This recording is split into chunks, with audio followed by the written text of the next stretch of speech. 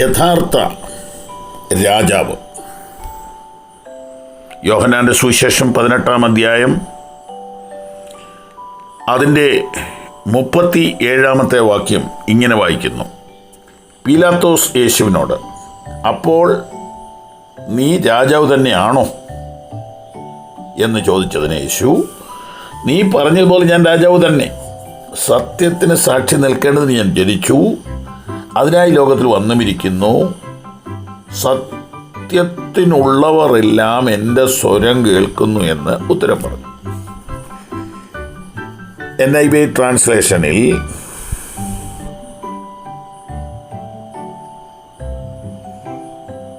അപ്പോൾ നീ ഒരു രാജാവ് തന്നെയോ പീലാത്തോസ് ചോദിച്ചു. അതായത് എൻ്റെ രാജ്യം ഐഹികമല്ലെന്നേ ഉള്ളൂ, ഞാൻ രാജാവല്ല എന്ന് വരുന്നില്ല. ഞാൻ രാജാവാണ്, പക്ഷെ രാജ്യം വ്യത്യാസമുണ്ട്. ഞാനൊരു രാജാവാകുന്നു എന്ന് താങ്കളാണ് പറയുന്നത്. വാസ്തവത്തിൽ സത്യത്തിന് സാക്ഷ്യം വഹിക്കാനാണ് ഞാൻ ജനിച്ചതും ലോകത്തിലേക്ക് വന്നതും. സത്യത്തിൻ്റെ പക്ഷത്തുള്ളവരെല്ലാം എൻ്റെ വാക്ക് കേൾക്കുന്നു എന്ന് യേശു മറുപടി പറഞ്ഞു. അപ്പോൾ നിങ്ങൾ ചിന്തിക്കുന്നത് പോലെ ഒരു ലൗകിക ഭരണത്തിൻ്റെ ആളല്ല ഞാൻ. എങ്കിലും ഞാൻ രാജാവ് തന്നെയാണ്.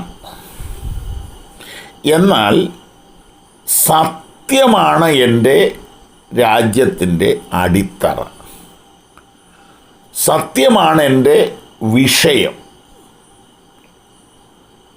സത്യം എന്ന് കർത്താവ് ഉദ്ദേശിക്കുമ്പോൾ വ്യാജമല്ലാത്തതും മാലിന്യമേൽക്കാത്തതും മനുഷ്യനിർമ്മിതമല്ലാത്തതുമായ ഒരു രാജ്യത്തെയാണ് കർത്താവ് ഇവിടെ അർത്ഥമാക്കുന്നത്. മറ്റൊരു സ്ഥലത്ത് കർത്താവ് പറഞ്ഞു, ഞാൻ തന്നെ വഴിയും സത്യവും ജീവനുമാകുന്നു. അപ്പോൾ നിങ്ങൾക്ക് സത്യമാണ് ആവശ്യം എങ്കിൽ എൻ്റെ പിന്നാലെ വരിക. നിത്യതയാണ് ആവശ്യമെങ്കിൽ എൻ്റെ പിന്നാലെ വരിക. വ്യാജമില്ലാത്തതാണ് ആവശ്യമെങ്കിൽ എൻ്റെ പിന്നാലെ വരിക. നിലനിൽക്കുന്നതാണ് ആഗ്രഹമെങ്കിൽ എൻ്റെ പിന്നാലെ വരിക. സത്യതൽപരരായവർ എൻ്റെ വാക്ക് കേൾക്കുന്നു എന്ന് യേശു പറഞ്ഞു. വ്യാജവും തട്ടിപ്പും അഭിനയവും കൊണ്ട് കെട്ടിപ്പൊക്കിയ ഒരു രാജ്യത്തിൻ്റെ ഭരണാധിപനല്ല ഞാൻ. നിശ്ചയമായും സത്യം എന്നൊന്നുണ്ടെങ്കിൽ അത് ഞാനാണ്.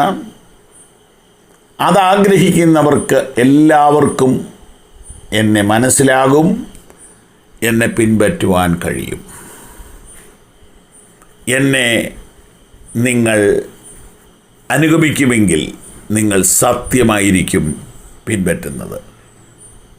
ഒരു സ്വർണം മേടിച്ച് കുറേ കാലം കഴിഞ്ഞപ്പോൾ അത് വ്യാജമായിരുന്നു എന്നറിഞ്ഞാൽ എത്രമാത്രം നിങ്ങൾ ദുഃഖിക്കും.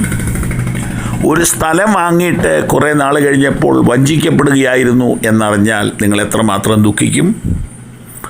ഒരു മകളുടെ വിവാഹം നടത്തിയിട്ട് കുറേ കാലം കഴിഞ്ഞപ്പോൾ അത് തട്ടിപ്പായിരുന്നു എന്നറിഞ്ഞാൽ എത്രമാത്രം ദുഃഖിക്കും.